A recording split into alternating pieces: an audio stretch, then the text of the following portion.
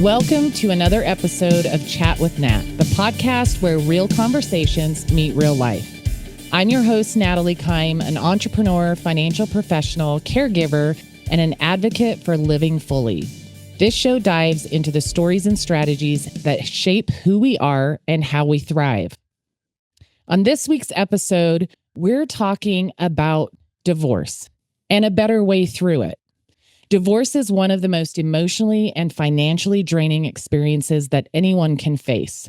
Trust me, I've been through it twice.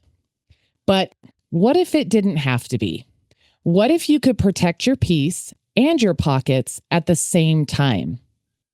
Divorce does not have to destroy your finances, your family, or your future.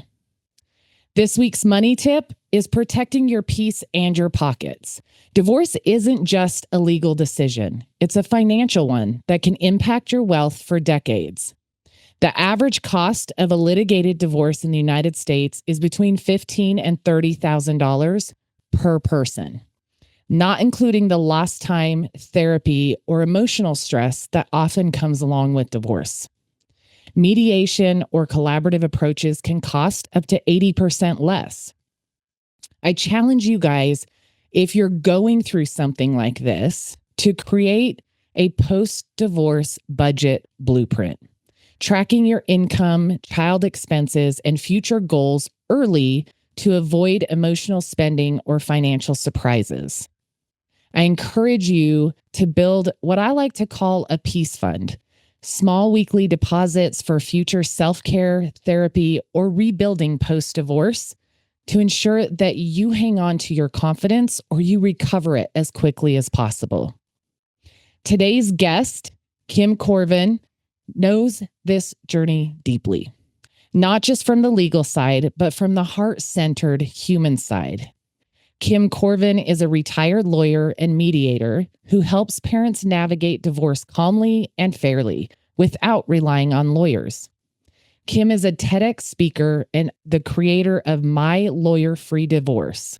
She equips moms with step-by-step scripts and child-centered tools that lower conflict, decrease cost, and anxiety so that families can move forward in peace.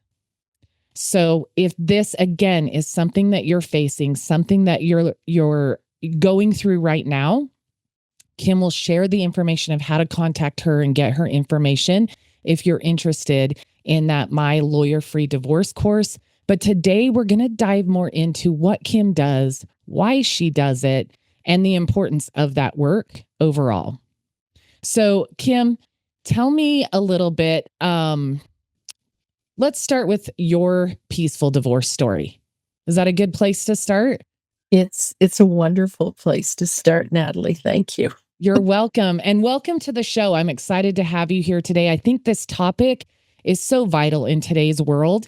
And look, anytime we're facing conflict, if we can navigate it from maybe the heart center instead of what society tells us, or maybe what our brain is telling us as we're facing the stress, I think it is a good thing. And so I'm grateful to have you here to share this. Well, and you know, the other interesting thing before I jump into my story is like over 40% of marriages end in divorce. And so when I looked at the statistics, the numbers for 2022, it was over 670,000 marriages, divorces granted in the United States. 670,000 divorces in 1 year. So even if the listeners are like, my marriage is good, I suspect you know someone who quietly is thinking about, should I stay? Should I go? I don't want to harm my kids. So it is very topical and can really save a lot of money. So I thank you for being here.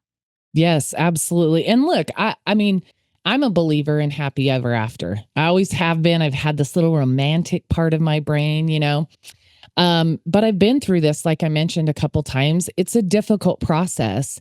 And I like to think, I know for me specifically, and I think most people don't go into marriage with divorce as an option, but there are times that it is on the table for various reasons. And that's why I think this is so important. So, yes, let's jump into it. So, I thought I was so wise. I waited till I was 33 to get married, and I thought, "Oh, yeah, Mm, this marriage is going to last forever." Now, I thought that even though when he proposed, my whole body was screaming, "Say no!" Like the alarm bells were flashing. mm, And, I mean, I lived so completely in my head then, because that's what lawyers do. yeah. I thought, He's gonna cry. I don't know how to deal with it if he cries, like, that's just, oh." So then it's like, well, how bad could this be? Mm, So I said yes. So I share that, um, so that it becomes clear that this wasn't, as much as I wanted to believe it was this happily ever after fairy tale, there were cracks in the foundation right from the start. yeah. And even, our compromised church was the Roman Catholic Church, so we had to do marriage prep, and we had to do the big questionnaire, and our results were compared, and then we met with the priest, and the priest said to us, "You 2 should not get married." And we thought, "What does a priest know about marriage?" Right? And Yeah. so we got married. So there were these significant cracks, so not surprisingly, um, there were cracks, and I didn't wanna see them, for a long, long time, and it was not a healthy space, for anyone. Yeah. I remember, taking my son. His dad's allergic to cats, right? So we would go to the Humane Society to play with cats. And the one time my son, he's 6, he found this gray kitten, and he said, "Mom, can I bring this kitten home?" And I said, "Well, no, honey. Dad's allergic." And he looked at me with these big blue eyes and blonde hair, right? And he said, "Well, we can get a new dad." Oh my goodness. I Trade the thought he dad for the cat. I thought he was, just being this cute kid. He was being serious. Mm, He did not want to live with his dad, and that was his way of telling me, and still I didn't see it. And so I had this husband who had some anger issues at times and could be almost catatonic at other times, and 2 little kids, and I realized this is not gonna get any better. And I had to figure out what like, how to end it. mm, And it was and I remember I had worked on a child protection file, and my client had found a social worker to help her, and the yeah. social worker always said, "Children love their parents no matter what." And for whatever reason, that had stuck with me. And I was pretty confident that my kids would have this great relationship with me, and I wanted them to have the best relationship possible with their dad. Yeah. And of course, I'd also worked on files where the couple fought over spices, um, files where dads would not pay alimony or child support. And so there was no way, like, I was really, really terrified of traditional divorce. And so somehow I was guided, I think, by God into how to approach it, and from that place of love, Yeah. wanting my kids to have the best relationship possible with him, guided me in that initial conversation with him. So it became like I could hardly stand to look at this man. Mm, It was just yuck. But I led with one of my best memories from just the 2 of us. And I remember saying, "We're not bringing out the best in each other anymore, and our kids deserve more from us." wow. And so that is really, and then we stayed away from the legal process. But it was that initial conversation really shifted things. And people who knew both of us would say to me, "How did you do it, Kim?" I'm like, anybody can do it. It's easy. So I had really had no idea what I'd done. Yeah. I appreciate that story, that that personal application of the work that you do. When we talked last week or whatever, and I just realized how important it was to have this conversation on the podcast. You had mentioned that about, filling out that questionnaire and the priest telling you shouldn't get married. And I thought, man, that's so crazy. And it didn't dawn on me until after that my second husband, my son's father, I met in school. And the class that we were in, I was going through my divorce, and he was just a guy in my class that was in my study group. We weren't dating at this point or anything. He was a nice guy. And I remember we took these personality tests, and then my divorce gets finalized. We would hang out in a group with our study group quite a bit. And then we decided to hang out, go to lunch a couple times or whatever. And we kind of hit it off. And so I went right from one divorce. I tell people in one calendar year, my last name changed 3 times.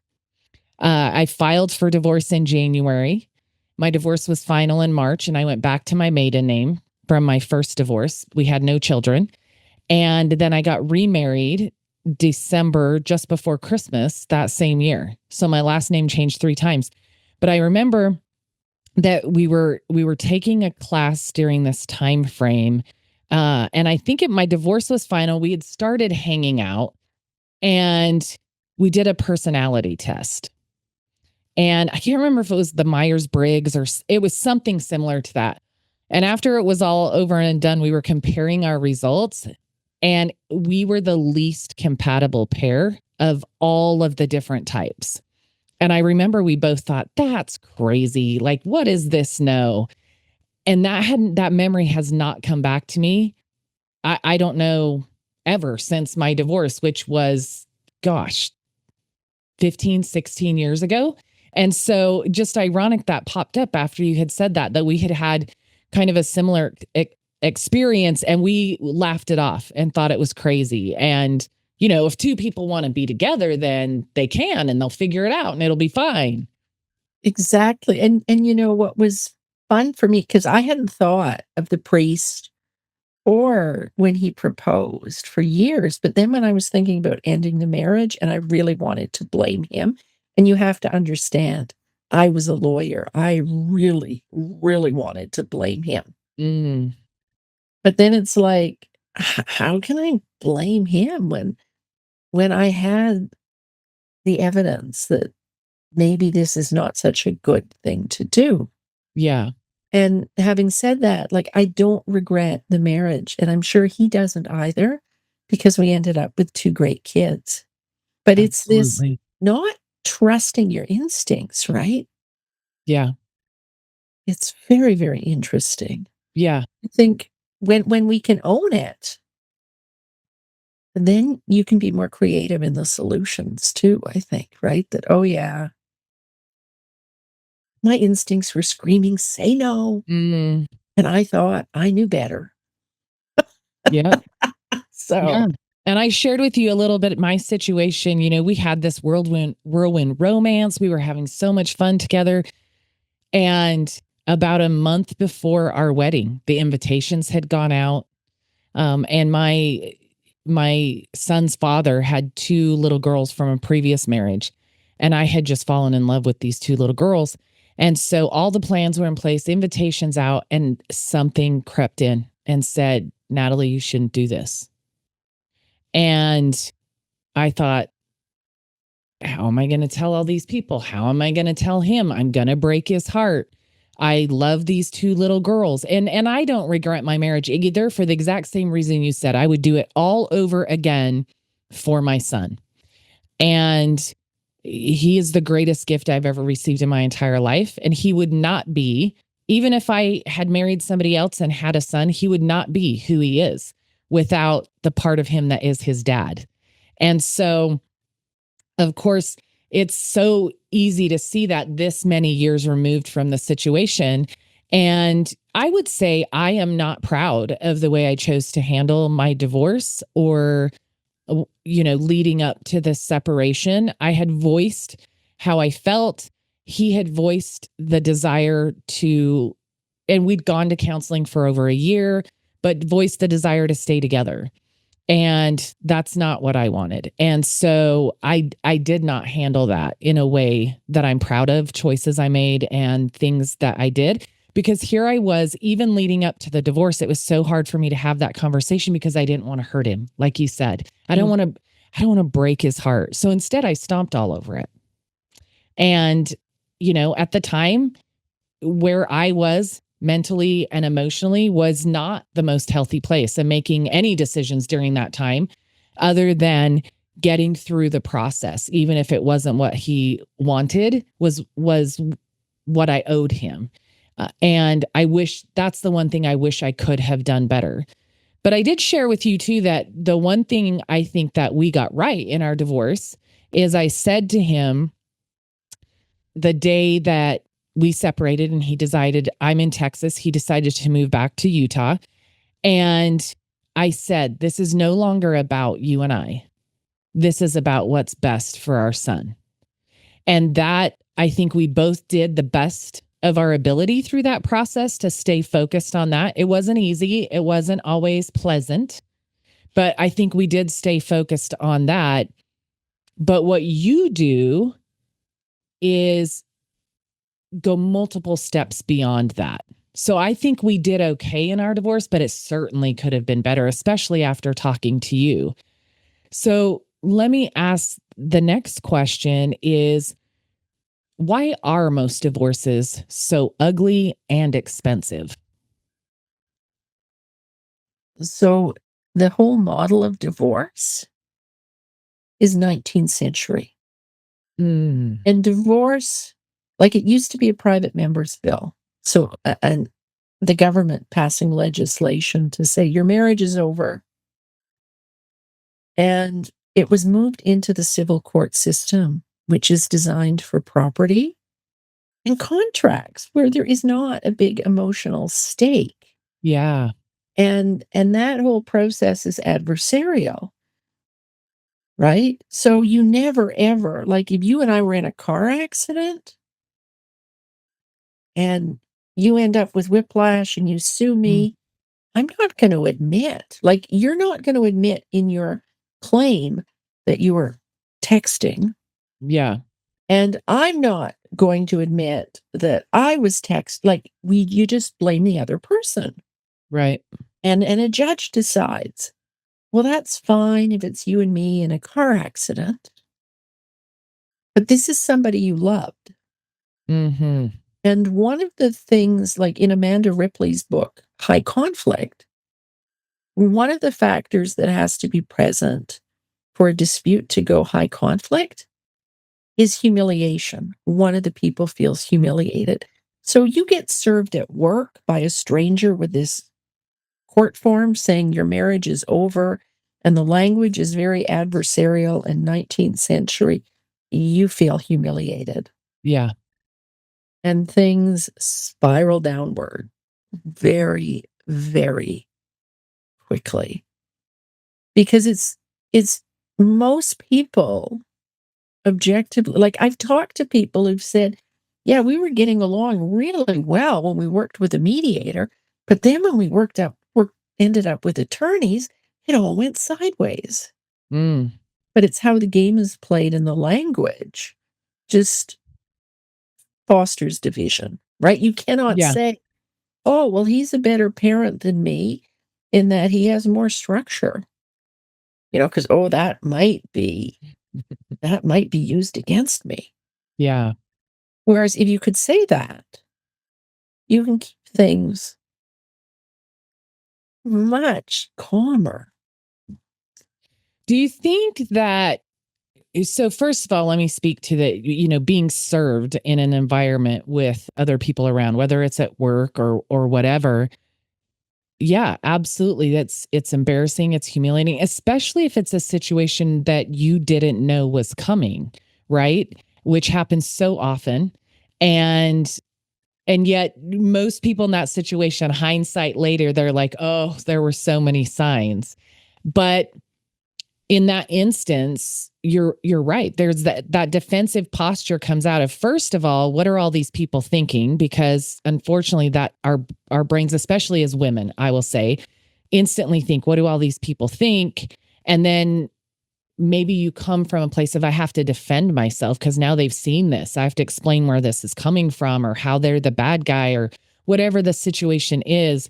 But on top of that, where the situation may be a blind side or whatever, um, there there is that emotion there. And you talked about how it's so 19th century. The language is fixed for contracts. It's that word right there, where there is no room for emotion. It's black or it's white. There's no gray in between. It gives you this or it gives you that, or it says you had to do this or you had to do that, whatever it was. And so it's a transaction.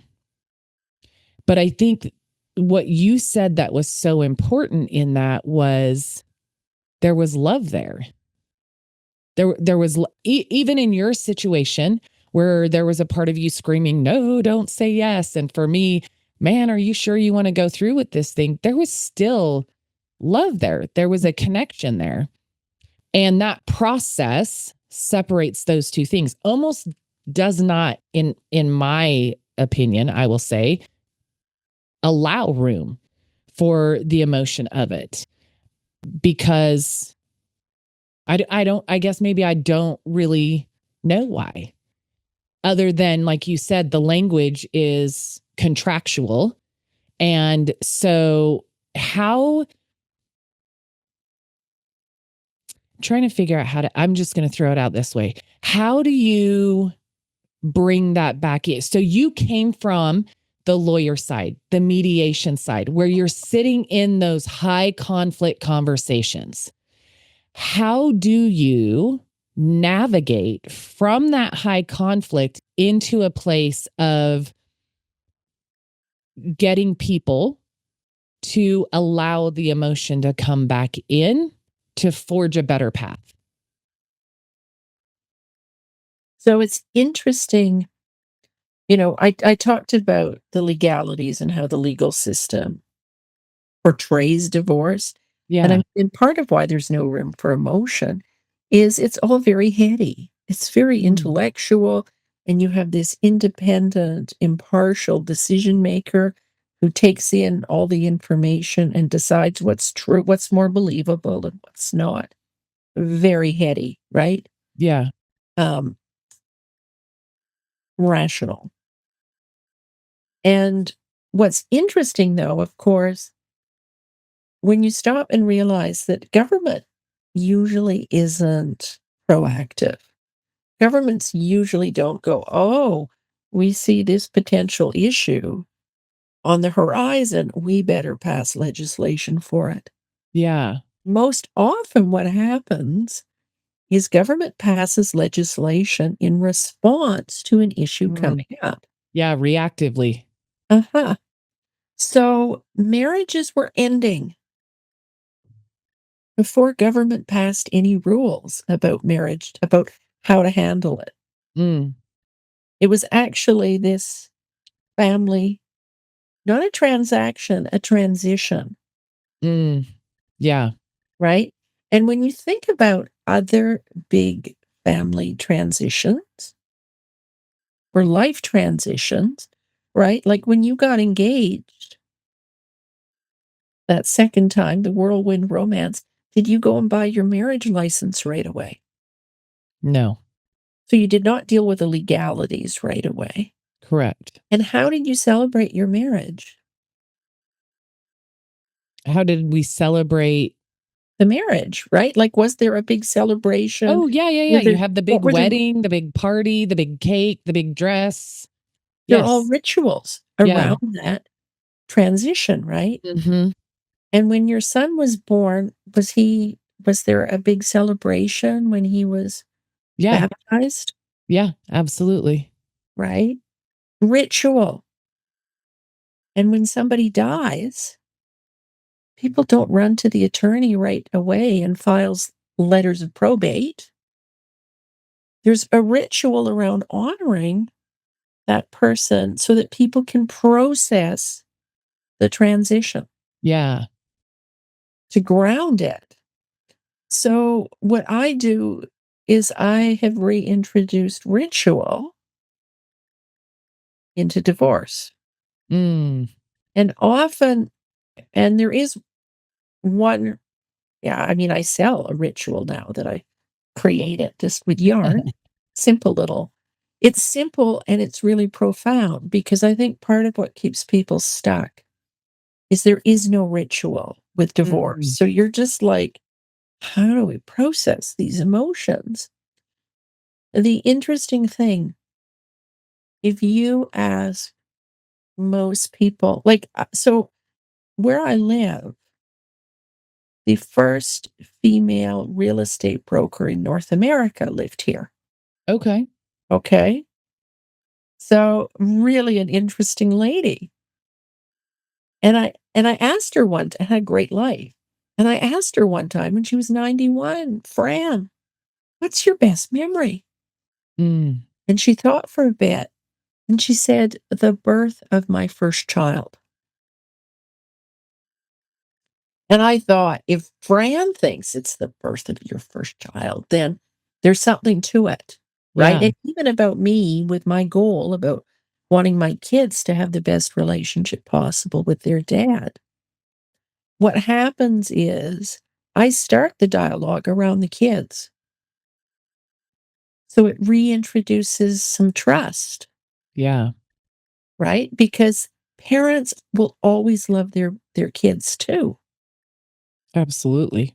And when you phrase the discussion, so there's a ritual around, because the ritual, it's almost like building a eulogy, but some of the best memories are the kids. Yeah.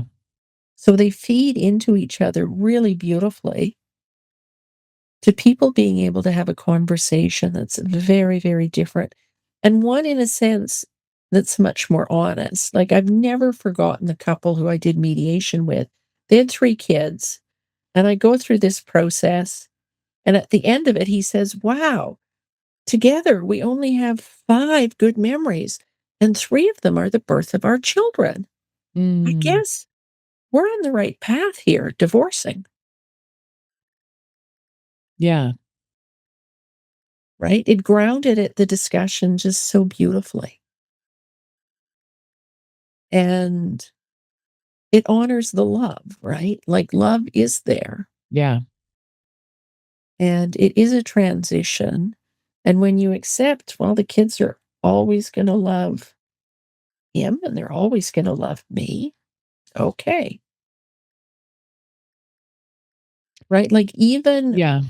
when my daughter was 10 and was telling me she didn't want to go to her dad's because he always fed them macaroni and cheese on Tuesdays and they always made pizzas on Fridays. And it was just boring, Mom. It was just so boring.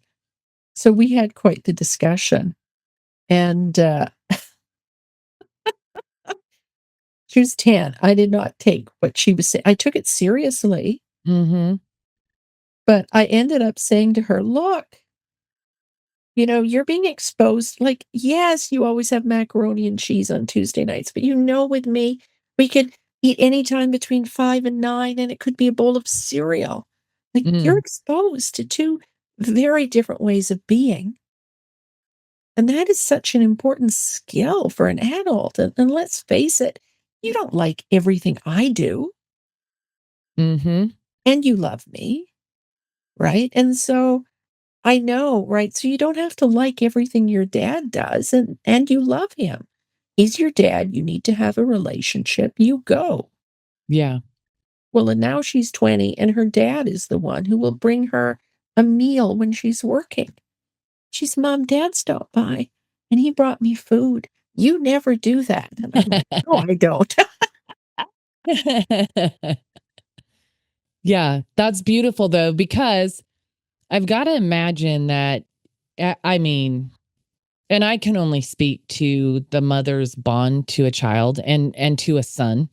And being a daughter, the bond I've always had in that connection with my dad, that when you can tap into that, I don't know what you call it, that heart center of that connection you have with your child that will always be there. If you can tap into that, it can calm some of the noise, or maybe what society says it should look like, or other people's expectations, or the fact that you were blindsided and this is not what you want, when it's very much what the other person wants, because that can often be the situation. But it can ground you, like you said, or root you in, look, we created a family unit. And while we as a couple are moving forward to live our lives apart and no longer be married, that family unit still exists. And so, how do we best support that for the children? And it can bring the temperature down, maybe in other areas. And it's interesting because, like, in the end, when my former father-in-law passed away, and the good Ukrainian Catholic, Mm, not believing in divorce, he mentioned me in his obituary as the mother of his grandkids. And that said to me, oh, this has actually really been successful. mm, But the thing is, I'm not kumbaya. And even when we split up and I said to my husband, like, I had the plan. And I'm like, look, child support, here's what you have to pay based on your income. And the mortgage, property taxes, they're coming out of your bank account anyway. So let's just keep you paying those. Kids and I'll stay in the house. And there was cash difference of a couple $100 a month. You just pay me the difference. He would never pay me the difference. mm. He'd leave the money by the back door. And I would be so furious and feel just like, what? He can't even give me the money. Like, I had no empathy for him at all. It was Mhm. right. I would have shattered had I had any empathy for him. However, I never raised that. Right. Like, I'd just be like, Kim, doesn't have to be the way you want it to be. Like, Mhm. keep your eye on the prize. And even years after we separated, and he was on the parents' music committee at the high school, I was running late for a concert, right? I know he's on the committee, so I texted him, and because there'd be no seats if you got there right when the concert started. So I'm like, hey, can you save a seat for me um, beside you? Because I'm not going to get there right till when it starts. And he's like, oh, yeah. So I get there 3 minutes before the concert starts. And I said, okay, hey, because he's out front. Where are we sitting? And he's like, no, no, no, you are not sitting with me. He said, Stacy, he said, when Stacy came, I asked her to save a seat for you. Yeah. Now, I could have chosen Stacy being a mutual friend. I could have chosen to be angry. Oh, he said he'd save a seat for me beside him, and he didn't. But I'm like, and part of me went, this is just so us, right? And then Yeah. I'm far happier sitting beside Stacy anyway. This is great. Yeah. And I think, I, gosh, that's such an important point, Kim, because in those situations, especially when they are contentious or continue to be contentious afterwards, the truth is, if I think back to my situations and the times and the ways that I would get frustrated, because I am 100% a type A personality, must be in control of everything. And that's not how the world works. When there's more than one person involved, it is not always a single person's way 100% of the time. And I look back and I'm like, how many of those things actually mattered? And there were times I recognized that in the moment and I could be like, you know, this is not when I'm going to fall on the sword. This is not my time to fall on the sword. I'm going to take one for the team here, or it's just not worth it. It's just not worth getting that worked up. And it's easy to see that in hindsight. It's easy to recognize the areas I got that right. It's also easy to recognize the areas I got that wrong. And I think that, look, if you're navigating through something incredibly contentious, the times that you get that right are probably minimal. Well, and what happens if you're engaged in the legal system, you're much more likely everything is going to be a big deal. Yeah. I know. I want you to share a little bit about this, if you would. When we were talking last week, you shared a story with me, and I can't remember if you were representing the client or you were mediating between two clients, and one of them had their attorney there, and it was very contentious and all this. And then you kind of called an audible to kind of break that tension. Oh, yes. So it was, which one I'm talking about? Yes. So it was, so I was still an attorney. Okay. And a family law client. And we went to another lawyer's office to have a 4-way settlement discussion. So, and my client at first was, why are we going to the other lawyers? Why not at your office? And I'm like, look, you actually have more money in this situation. Let's let them feel a sense of power. Mm. So we get there, and the other lawyer, it's like a discovery, peppering my client with questions. And I'm like, and I look, and I look around and I see a flip chart pad of paper. And I'm like, oh, excuse me. I just, I think it would be really great to record the key points of our discussion, don't you? He's like, oh, yeah. Well, I noticed there's a flip chart pad of paper here, but I haven't been able to see a flip chart stand. And I think it would be really useful to use it to record the key points. Do you think maybe, you could find us a stand? So the other attorney, he got up, he went, found a flip chart stand, and it completely derailed his game plan. Yeah. So he came back and we had a great settlement discussion. Yeah. It's just kind of breaking that tension in that situation, or, that battering your client with questions to take a pause for a moment. And it's figuring out how to come at it in a different way. Mm-hmm. So you don't end up fulfilling Einstein's definition of insanity. Yeah. Tell us what that is. Well, that's doing the same thing again and again and expecting a different result. Exactly. So that was a fun one, actually. Yeah. You know what?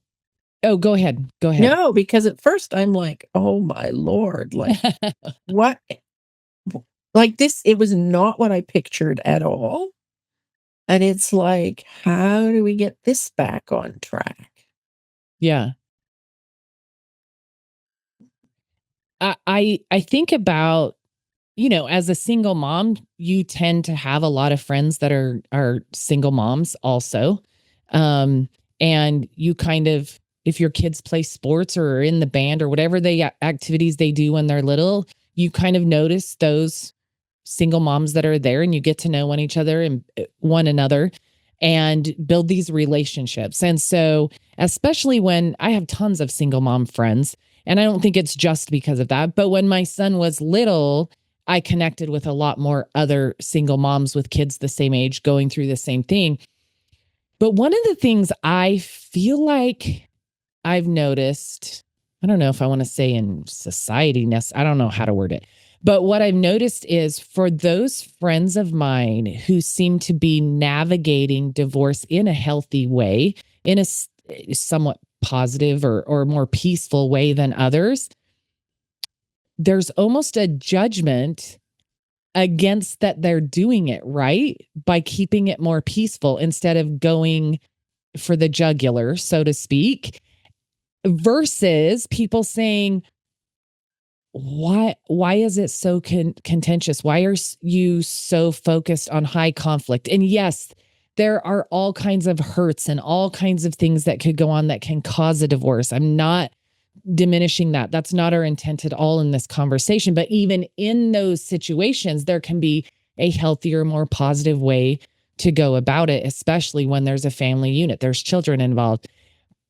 But did you see that from your side, both as the attorney, the mediator, and with what you do now, that there's almost this negative sense or this negative connotation to divorcing well versus divorcing ugly?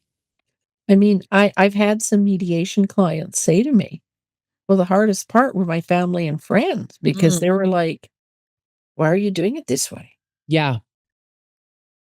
Right?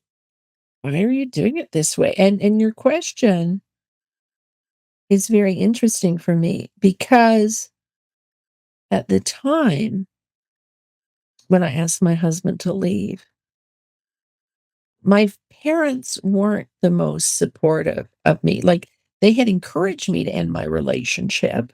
Mm. But then when I did, there wasn't a lot of support there. Hmm. And I'm wondering, like, your question has me thinking, oh, maybe they were expecting a different playbook. Yeah. Yeah. Right? That they could have understood that more clearly. Well, let's be honest. When you go through a divorce, usually what happens is many other relationships sever. There are friends that in my case, I'll say there are friends that my husband kept. There are friends that came my way. Of course, family is family. Now, I do have good relationships still with my former in-laws. They're amazing grandparents to my son. They've been supportive of me and always checked in on me as well as him. And so I think the fact that it's like they've got to choose.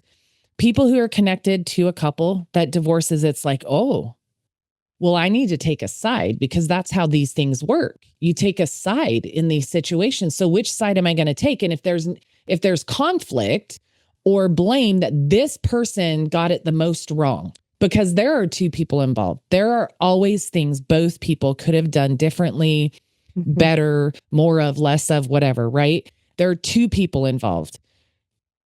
But they're looking for who's the most wrong. So it's easy for me to make my choice of where I'm taking a stand in this friendship or whatever. And I imagine, and maybe this is what it was for your parents, the playbook didn't go that way. It wasn't the playbook they expected to see. So people are like, well, how do I make a choice then? How do I make a choice of which direction or who I'm going to support or which side of this equation I'm going to stand on when there's not a clear side because they're working through it as a team, even though they're ending their marriage. And I know I have a good friend that went through a divorce last year, and I told both people I love and care about them both. I don't understand it all. It's not mine to understand. It wasn't my marriage. And I told them both, I am going to be here to support the other. However, you need to know I'm here for you as a friend, but both of you will know that I'm talking to both of you. Like, I don't want to be the confidant that you think you can say all the things about the other to me and it's not going to get. That was my way of keeping it where when I talked to him, the other would know, and they never questioned that I knew stuff they didn't know or that I was taking. Look, I'm your friend. And I would check in with them. How are you doing? I don't want to know the details of whatever you're doing. How are you doing? And I think that's difficult for people who expect it to be one way, and it's not that way, to the extreme opposite side of things, to figure out how how to handle that. And maybe you're right. Maybe that's where that comes from. And I don't know if judgment was necessarily the right word that I used. That's kind of a strong word, but there's opinions. People have opinions on how it should be or how you should be handling it or which scenarios you should be standing on and which ones you shouldn't. But I even had a conversation recently with one of the people in this couple. They're divorced now. They have been for quite a while, almost a year. But they had a little conflict recently. And one of them reached out to me and I said, I hear your part. And I can tell you that I understand the other side of that as well. But let me just ask you one question. Referencing back to when I said before, is this something I'm going to choose to fall on the sword over? Mm-hmm. I said, is this your fall on the sword moment? Is it big enough to be a fall on the sword moment for all the other areas that could escalate things?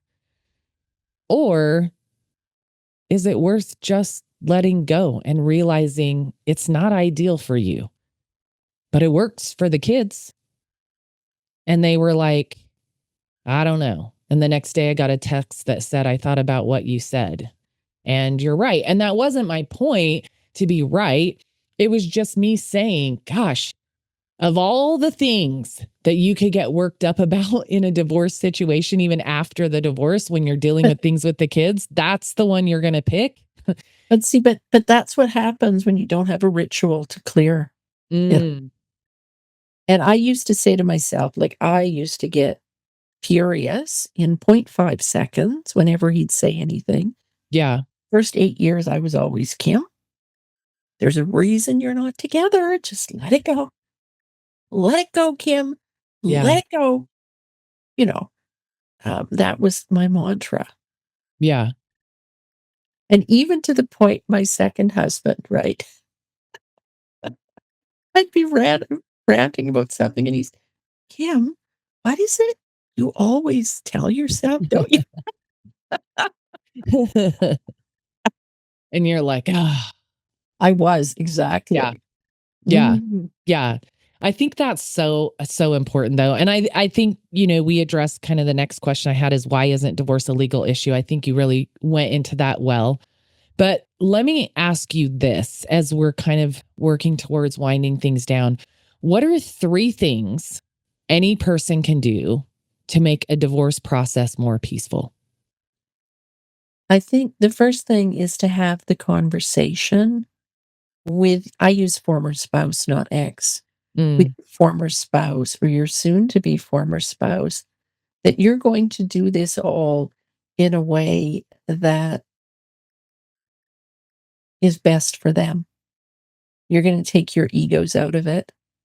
Like, even I talked to one woman, and she and her former spouse, every time they sat down to talk about what they were going to do, there was a picture of the kids on the table, mm. right? To keep that, Wow. to keep that front and center, That's beautiful. right? But to get that commitment. Um, and I think, if you can realize your spouse is just acting the way they are because that's who this person is. They're Mm, not going to change, yeah. That right there. right? Yeah. Uh, don't start with a divorce petition. That will just make it all ugly. Mm, What's interesting with that first conversation with your spouse, if part of it, if you can say something that you acknowledge that you really appreciate about them or a really good memory, you're much more likely to have a peaceful result. Because there you are in conflict and things aren't going well, and you're saying, you're really good at this, or, like when we were dating, we went cross country skiing, or mm, and it was so, like, it was just such a great time, or we had Christmas with your extended family, right? And I just felt so included because they're not going to feel rejected or humiliated, and they're going to be more inclined um, to be on the same page, right? yeah. But leading with a petition, that is absolute poison. And I'm going to stick in one more, and it goes back to what you Please. started with, and that is set a budget. What do you want to spend? Like I used to say when I practiced late in my legal career doing family law, I would ask my clients, do you want to pay a lawyer? Do you want to pay me or do you want to have money for your kids? Yeah. And for some strange reason, they always chose their kids. They didn't. Yeah. But even to ask that kind of question is a really great reality check. Yeah. And what happens when people get on the same page regarding their kids, they actually want to be fair. It's a really beautiful thing That is beautiful. because that love for their kids is bigger than the dispute between them. I like that. I'm going to ask you one more question as I thought of as you were jumping into the answer on my last question. And that is, what advice would you give to the person who is trying to do exactly what you've talked about? Maybe even saying, oh my gosh, I want to reach out to Kim. I want to get this course she has. To enhance what we're trying to do, peacefully divorce. But So, then mhm, they one-on-one are there, right? Like, we're going to do this the best way we can. mhm. Then they go back to their families or the friends who are saying, you shouldn't be doing that, or you should go for everything you can get, or you should nail them to a wall, or whatever all the sayings are people might use. What would your advice be to somebody who is trying to do that, but getting so much from the outside world in navigating that process and staying on track with what they truly want in the situation? Well, it's interesting because I think why all the pushback gets listened to Mm, is because when you're separating, you feel like a complete failure. Like you cannot trust your own instincts, mm, right? It's such a demoralizing, horrible place to be. But the reality is, nobody knows your kids mm, as well as you. And if your heart is saying, this is the best approach, right? And and the reality is, like when I did research for my TEDx talk, and I learned then that, oh, there'd actually been conflict in my home. I just thought passive aggressive behavior and silent treatment were tension. I'm like, yeah. this is conflict. But the reality is, for the kids with behavioral and academic issues, half of the behavioral and academic issues experienced by kids of divorced parents, they started showing experiencing those issues 4 to 12 years before the parents stopped living together, Mm, right? So it really speaks to the impact of conflict on kids, how harmful it can be. So if you divorce peacefully, you're getting your kids out of that space. yeah. And I think if somebody's really questioning it, to look up my name and TEDx Regina, because my TEDx talk is on can divorce foster resilience in children. Mm, My son gave me permission to share his story. And it's a real powerful story of resilience and positive change. Now he says, Mom, I don't think how I turned out had anything to do with your divorce. He told me that, but he still yeah. gave me permission.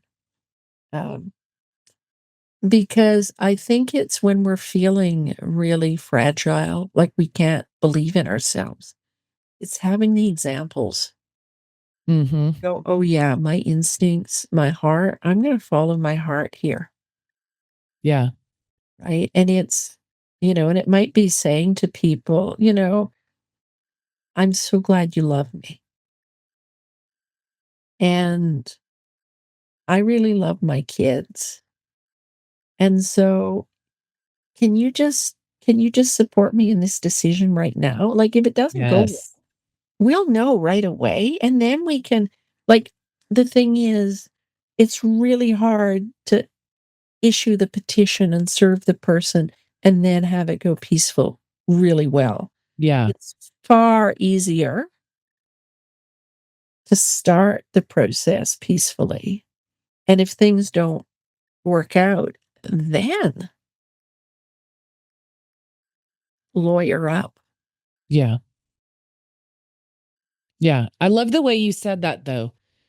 Thank them for loving you, for caring about you, for being concerned or focused on things going the best possible way for you, but then remind them, this is the decision we've made and how to handle this because it's what we feel is best for our kids. And I would love if you could just support me in that. And if that doesn't work out, we'll do what we need to do. But I do appreciate your love and support for me. And I just ask that, you give me that in the direction that I've decided to go here. Um, I think in any situation, that's the best thing you could ask for from somebody that cares for you and wants the best for you. Well, let's say you end up, instead of spending the 30,000 each, you spend 5,000 each. Hmm. Who benefits? I would say everybody, but especially the kids. Because the thing about family and friends sitting, like, so I used to own a 1975 Mercedes-Benz 240D, Mm. and it was 21 years old when I bought it, and it had been rolled, and it still had belts on it from the 1970s, like Wow. really low, and it was yellow, and I called it Cecil, and this big old tank diesel Mercedes yellow. And what was interesting about Cecil was every time I would drive Cecil for a while, there would be huge mechanical bills. Mm. And when it came time, and sometimes my parents had Cecil, my dad liked driving Cecil, and my current husband, he liked driving Cecil. But Cecil was getting wildly expensive. Hmm. And I decided to sell Cecil. Like, I didn't have 2,000, wasn't going to spend $2,000 on a master cylinder for a car I drove 3 weeks of a year and then would have to spend another 2,000. Like, the math no longer made sense. Right. My dad and my husband were, "Oh, Cecil's a great car. You should keep it." And I'm like, "Look, that's easy for you to say because you don't have to pay the repair Mm. bills. I do. Cecil has got to go." Yeah. And it's a similar thing with family and friends encouraging you to fight in divorce. Like in Canada, the average cost 2017 um, for a high conflict divorce was $54,000 a person, Oh, wow. right? And so if you get, like, you're going to save yourself a lot of money, and doing it peacefully does not mean just giving in and doing what the other person wants. No. Yeah. Mm-mm, mm-mm. Peace is an active verb. And there are some things, like, I will encourage people, because we'll do the analysis, my clients and I, on what it's going to cost you. Like, how are you going, if you go to court, what's going to happen? What's most likely to happen? And what are the legal bills going to be? So if what you're considering accepting is way far outside what you could do at court, is way worse than you can do at court, go to court. Yeah. Right? Even factoring in the legal bills. But if what's on the table, even if it's like 10, 15,000 outside of what you could do at court, grab it and run, Mm. right? Because you're not going to have the time, the emotional, like, it's going to be done. And so this is the thing with the people who are egging you on to go to court, they're not paying the bill. Yeah. So this thank you for loving me. And please respect that, you know, I'd really, I think, rebuilding my life, if I have an extra $15,000 or $20,000 at the end of it, would you agree that that would help me get reestablished? Because that's the amount I could save by doing Mhm. this peacefully. Yeah. Oh, Yeah, it's just a different perspective, helping people to see it through a different lens. And a lot of times they don't come from a place of necessarily understanding. They haven't been through it themselves. But I think that's a beautiful place to wrap up the episode. I think we could deep dive into divorce forever. There's a million other questions I could ask, but my guess is that those things exist in the course that you created. mm, And so, Kim, before we wrap this up, I want to say, is there any last thing you want to share that we haven't touched on? And then also, how can people find you, get access to the course, connect with you for whatever questions or maybe guidance or assistance they may be looking for from somebody that does what you do? so the first thing, I just want to stress, if I could divorce peacefully, so can you. Mm. I used to be a bloodthirsty little savage who loved to fight, right? Yeah. Um, so bear that in mind. Um, and if you need the positive example of that, that 10x talk is actually a really good place to start. So there's three main products on my website, right? There's the Ritual for Divorce. There's the My Lawyer Free Divorce course. There is also a How Do I Tell My Spouse I Want a Divorce and Keep the Peace Mm. ebook. Um, and so they're for different parts in the process. And then there's the whole mediation service. And if you click on it, that's where you can actually book a free call for 20 minutes to help you get Perfect. clear. Okay.